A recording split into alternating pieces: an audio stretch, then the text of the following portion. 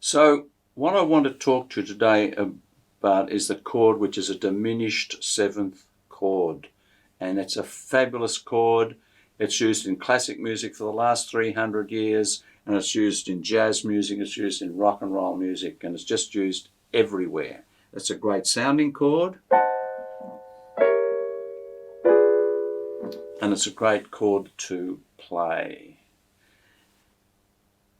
Its name, Diminished Seventh. Diminished means to make smaller in the English language, and so it's a smaller chord than the other seventh chords. Here's a major 7, here's a dominant 7, and here's a diminished 7. Now, I play a trick on my students, and I play 3 chords, chord 1, chord 2, chord 3, and they're just watching me do it, and I say to them, now copy me. So I'll do it again. Here it is, here it is, here it is. And of course, I don't expect them to be able to copy, because only perhaps one person in 1,000 with a total photographic mind could copy. So I don't expect them to copy. Maybe they'll get the first one right, and the second one halfway right, and the third one not right at all. But then here's my trick. I call it the black key trick. Using these fingers, I say, just play me those 2 black keys, which they do. Take my hand away, play me those 2 black keys, which they do, and then play me that black key, which they do. So with those black keys, it's sort of like a hanging rack.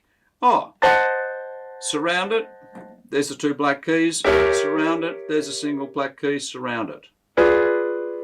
And then they get it. So within about 20 seconds, they remember the 3 diminished 7th chords. So why am I saying 3? Because the diminished 7th has got an incredible quality. I call it the perfect chord. There are 4 notes in it, and each is a minor third, minor third, minor third. So it's a stack of minor thirds. That means if you invert it, it stays the same chord. It's like that the haunted hound, and then, and then, and then, and then. It's like that. Is a tension or mysterious sound. Okay, so back to here. So if somebody said to me, what chord am I playing there? I'd say I'm playing a C diminished 7th chord, an E flat diminished 7th chord, a G flat diminished 7th chord, and an A diminished 7th chord, all at the same time. And I think this is the only chord you can do that with. So for instance, let's take an ordinary C chord. It doesn't matter how much you invert it, it stays C. It's no other chord. Whereas a diminished 7th, when you invert it, it changes its name all the time. And that's why jazz musicians love it. One of the reasons, because they know, as long as they know this particular chord, they're doing 4 chords in one hit. So back to our original 3 chords. Chord 1, chord 2, chord 3. They are the 3 completely different diminished 7ths, and multiply it by 4, you've got 12 diminished 7th chords. Now, you can look at this again if you're not quite sure what I'm saying. It's a stack of minor third, minor third, minor third, minor third. Oh, I know what I was going to say. Another remarkable thing, we know there are 12 different keys on the piano, 7 white keys and 5 black keys. When you do this little exercise,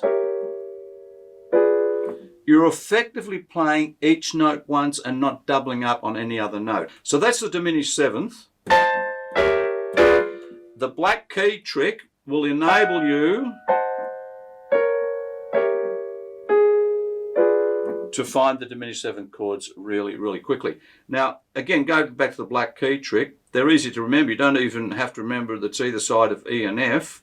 It's just either side of the white keys, the white keys, and that's the only other black key that hasn't been played yet. So that's the black key trick for diminished 7th chords.